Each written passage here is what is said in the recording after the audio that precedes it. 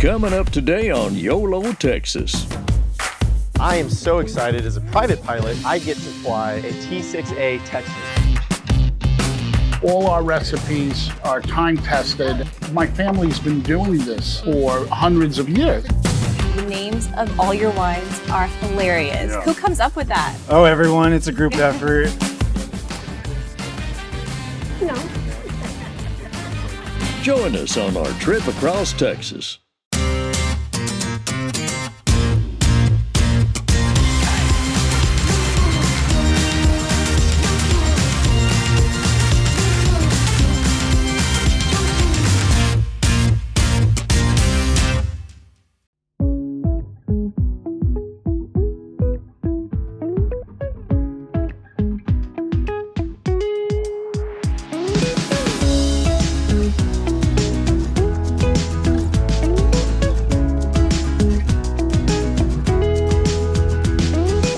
Hey everybody, we are here in Del Rio, Texas at Laughlin Air Force Base, which happens to be the birthplace of many of our nation's Air Force pilots.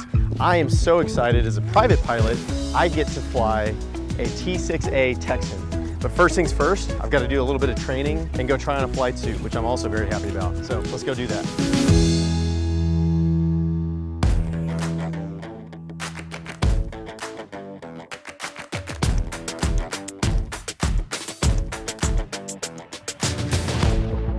So this is just a standard helmet.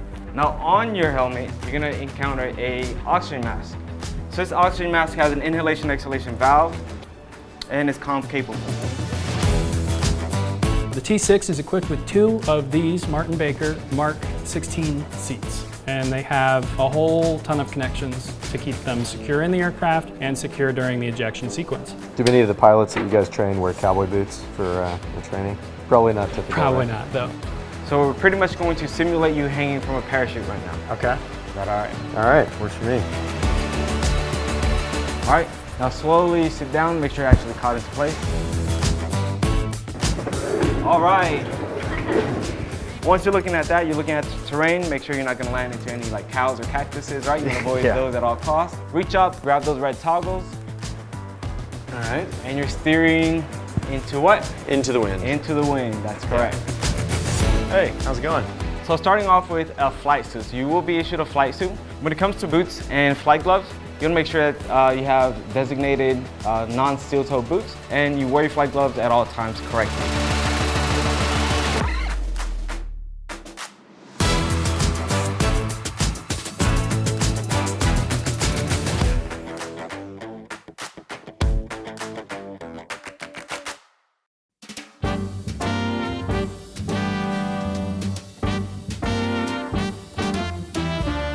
Colonel Prather, thanks so much for having me. I'm super excited about being here for a lot of reasons. But for folks who don't know, what's the primary mission of Laughlin Air Force Base? Well, and welcome, JB, and we're excited to have you here. Our primary mission here at Laughlin Air Force Base is to train the Air Force's newest pilots. So we describe it as we build airmen, leaders, and pilots, and on a given year, we'll run around 400 to 500 pilots through their initial, what we call undergraduate pilot training, where they receive their wings and then go off onto their advanced major weapon systems from Laughlin. What attracted you to the Air Force in the first place?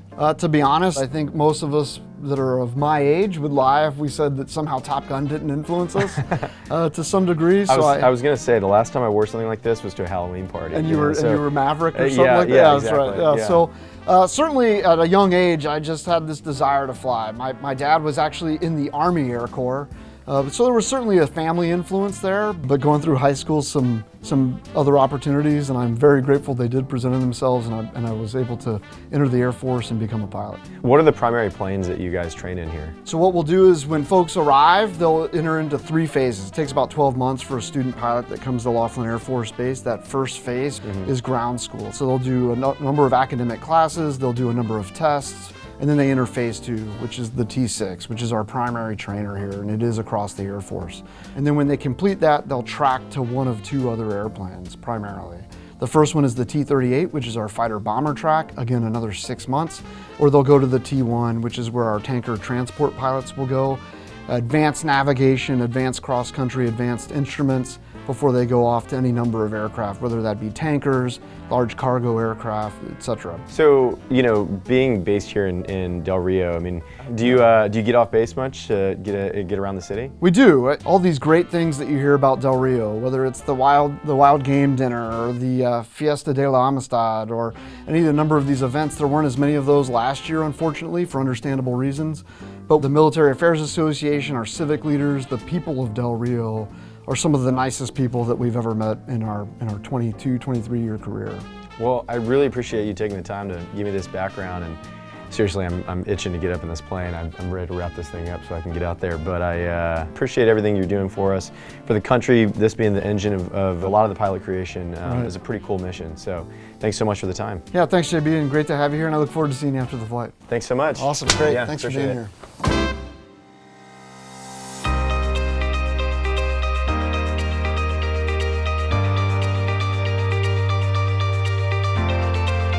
We got Mafia 01 will be us today out there. We're going to be leading the formation out. We'll be taking off at approximately 14:18 is what we're looking for.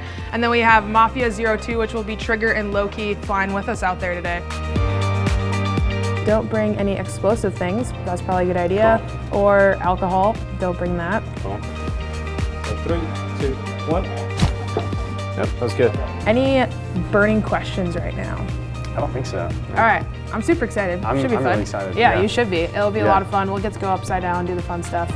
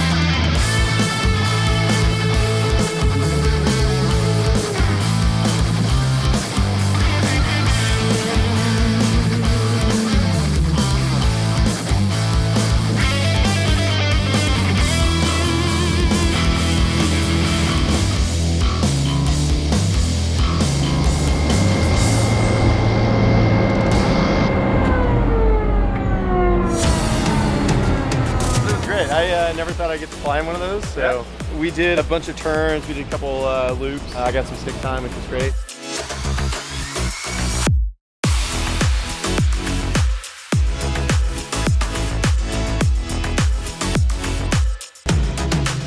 It's a dream come true to fly a T6, but I flew, I got dunked, and now I need a shower. Adios.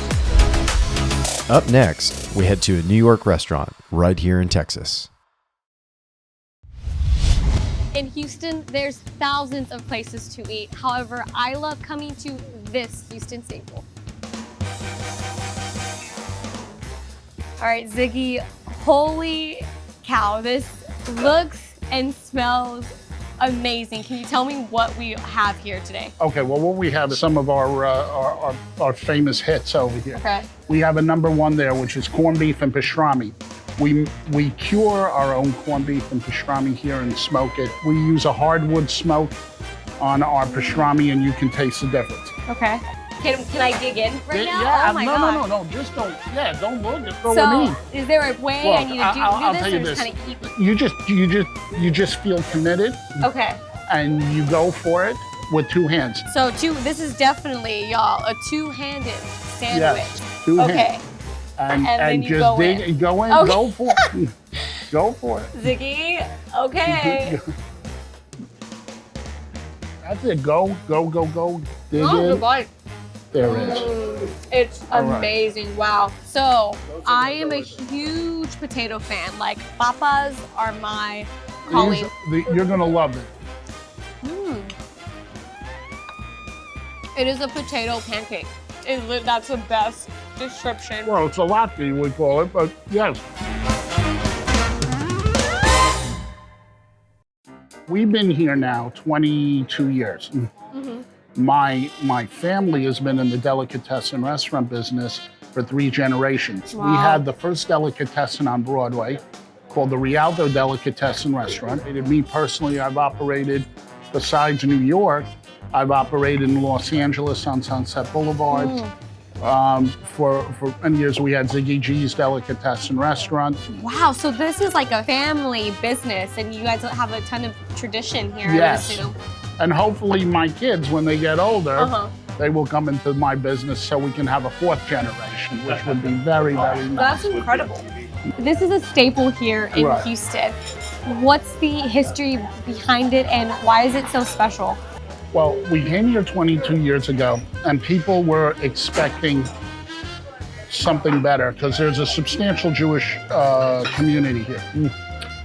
We have ended up becoming the #1 New York-style Jewish delicatessen restaurant in the United States, and we're not even in New York, because we are truly a throwback. All our recipes are old recipes, but are time-tested. Like I said, my family's been doing this for hundreds of years. For generations. So we know what we're doing. So I was told that when you first got here, you were like, what is this place?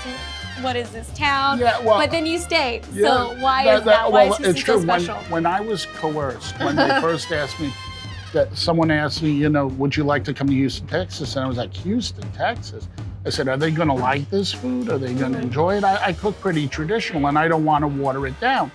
He said, just come take a look. I came, took a look. I saw how cosmopolitan Houston was. It was very shocking. I said, this is like the best kept secret in all of the United States. I have never met people so genuine and so nice like the people here in Houston. That's so good to hear. Yeah, here we don't have a lot to do, but the food scene and food and drinks, that's what you do in H-Town. There was no, but I'll tell you something, in the 22 years that I've been here, I have seen Houston's food evolve even better. Exactly. There are a lot of different chefs that are just so talented and creative. So I'm glad to be part of it. I think we definitely fill a niche.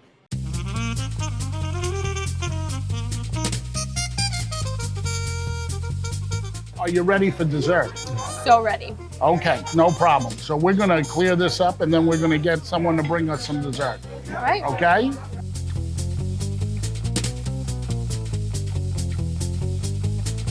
Okay, so we got a small piece of strawberry cheesecake. Small. Yes, we got some rugelach. Ooh. Okay, So and babka. What should I try first? Okay, why don't we start with one of the rugelach? There are 3 different flavors. I got chocolate, Okay. I got raspberry, and apricot. So dig in. That's made with a cream cheese sour cream dough. The chocolate is very rich. We only use Belgian chocolate Okay. here, and that's why it's richer than most Wow. stuff. Now, what we're incredibly famous for, and we win all the awards, Okay. is our New York cheesecake. So this is a traditional This New is a York traditional cheesecake. Wow. And it's got the more effect. You want to eat more. Oh, that's amazing. Well, you'll have to pay us a visit when we move to the new store. Because now, when you're having that pastrami sandwich, you can have a cocktail. You know me too well already, Ziggy. It's dangerous. I'm gonna be here all the time. All right. Oh.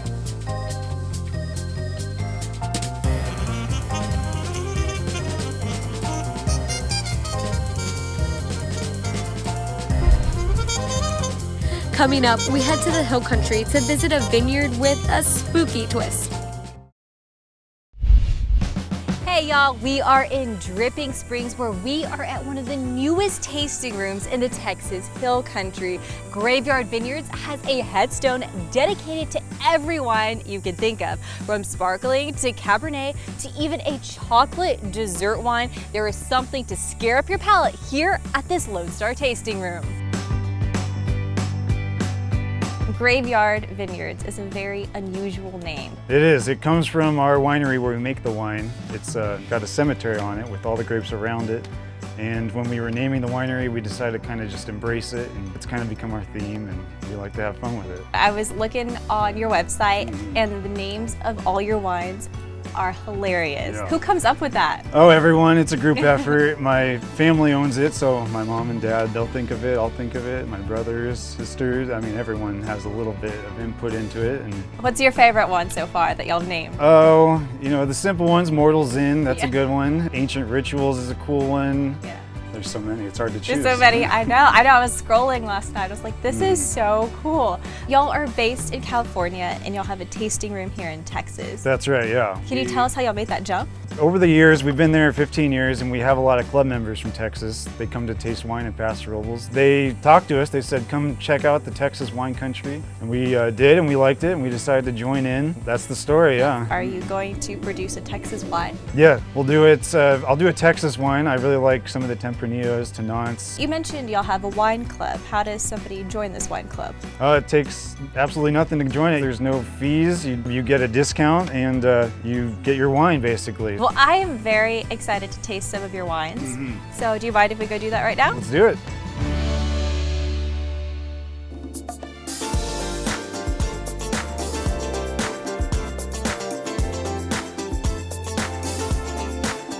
We're going to start with our sparkling wine. It's called the Ascender. It's a brut style wine made with French Colombard grapes. I love sparkling wine. So crisp, small bubbles, tastes very fruity, got some honeydew in there. I really like this, so I'm gonna keep drinking it. This red is made of Petite Syrah, and Cab.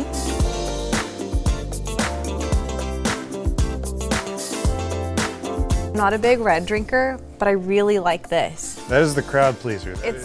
I can see why. It's the #1 seller, the most popular wine, what we're known for. All right, so this is our chocolate dessert wine. It's infused with chocolate. It's got alcohol and red wine in it. It's fantastic. Oh my God, the smell's got me already. The explosion of flavor in your mouth is just insane. So before you finish that, okay, we have to try one more thing. This is our special mix we do. 1 part chocolate wine, about 3 parts sparkling. This for me is like perfect. I get sweet and with the bubbles. I am so glad that y'all came from California here to the Texas Hill Country. Texans need to know all about this wine. Well, thank you. Any day with wine is a perfect day for me. I'm gonna bury myself in some graveyard wine because it's to die for. See what I did there? Coming up next, we head west for some world-class chili. Keep up with all things YOLO Texas and find out where we're off to next by following along every journey through Instagram. Take a piece of our travels with you.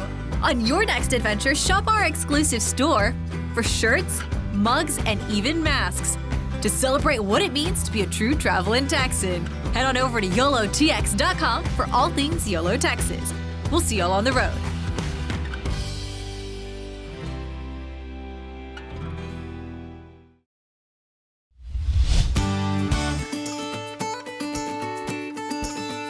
Good morning, y'all. It's official chili cook-off day here in Terlingua, Texas.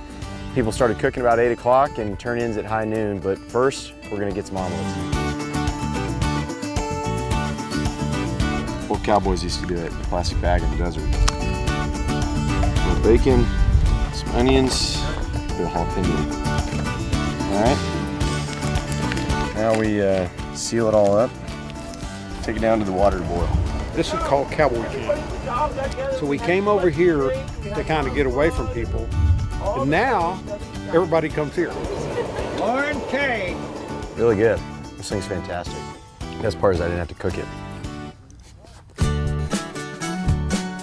Hello, Jay. Good to see you, Kathleen. Good to see you. So I'm here with my friend Kathleen Talbert Ryan. She's a daughter of one of the founders of the Cookoff. And I just wanted you to give us the quick spiel of your dad's involvement and now your involvement. How long have you been coming out here? Well, I've been coming here since 1970. A long time. My dad, Frank X. Talbert, the Texas historian, and wrote the book about Ebola Red. Oh, yeah. The history of chili con carne. Yeah. Well, his favorite place in Texas was the Big Bend. So he and his PR guy, Tom Tierney, decided that they wanted to have a chili cook-off in his favorite place. It's a fun time. It is. Yeah, we love it. As soon as I pull out of those gates, I'm counting down the days for the following year. Thanks so much for telling that story. Thank you. I'm so happy to be involved with this. Thank you, Jay. Yeah, of course. It's good to see you. Good to see you. Yeah. Our rules are have a good time, try to turn in something that you're proud of, and then last, if you get to place, that's awesome. Low and slow. Low. Chili to me is like playing craps. You're either going to make it or you're not.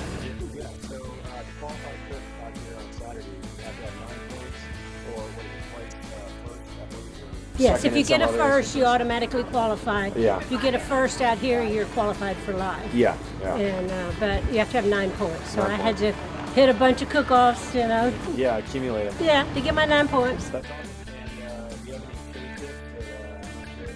No. That's awesome. What do you think your chances are today? You liking your chances with chili? I liking my chances with the chili today. That's good. So what's that right in there, that little silver? It's a tea ball. It's made to put tea grounds in, but I've got spices and stuff in it. So I can take it out and it won't get in here. It just gets the flavor in there. It's what we call a 3-dump chili, where we have 3 separate, 1, 2, 3, and then we add at certain times. The cooks are turning in their chili. They cooked it all. They're turning it in. They're going to tear off their tickets. We're going to give them little green tickets. They'll go over and get a t-shirt. We're going to give them a goodie bag, and we're going to hope for the best. My main criteria when I'm looking at them is would I want a whole bowl of this? I like the spicy more than the sweet. Texture is important. I like it to have, be pretty firm. I don't want it mealy or anything like that.